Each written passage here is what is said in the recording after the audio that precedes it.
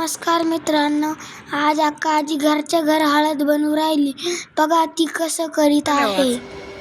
आज हा हळद हे पा हळद चालू आहे करायची. हळद करू राहिली आज. कसे कसे केले सांगा ना. काढली का हां धुवून काढायची चांगली, मग उकडायची गरम पाण्यात चांगली. चुलीवर उकडली का? चुलीवर उकडली, मग आता कापायची आणि वाळत घालायची. मग वाळली का हां त्याची आपोआप साल निघून जायची. मग साल निघून गेली का दळून आणायची. हे पा उकडले ना कसं झालं. हे पा लगेच निघते. पा चांगलं चांगलं पीस दाखव. घरची हळद आहे पा, घरी लावली होती आणि मग नंतर ते उकडून हे पा किती मस्त उकडून घेतले पा. जसे का किती मोठे मोठे तुम्हाला दाखवते. हे बा इकडे वाळू घातली. आपला देवा पा. पहा मित्रांनो, मी आजीला कसं काम करू राहिलो. तुम्ही सुद्धा आई वडिलांचे काम करीत जा.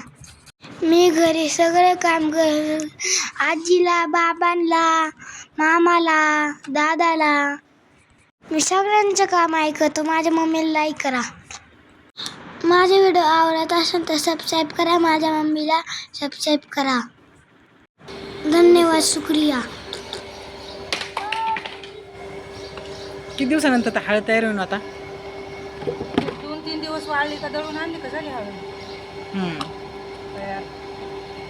2 दिवस लागत वाळायला चांगली. आणि याच्या आता किती होईन हळद? होईल 2-3 किलो होईल. 3-1 किलो. हा का? तशी विकत आणायला किती महाग आहे ना. बरोबरच पडती, पण शेवटी ती घरची राहते ना. थोडीशी टाकली तरी कलर येतो. ती लावली तर येते ना, कामाला येते ना. हळद ना? बांधाला लावेल होती ना. पण बरीच निघली ना. मग किती झाडं होते? झाडावर असतं. मग मुळावर म्हणजे खाली जमिनीत येतं मला माहिती. ते नाही म्हणत मी तुम्हाला, पण मग कंद वगैरे काय असतं ना ते. मग कंदच असतो ना त्याचा. किती कंद लावले होते?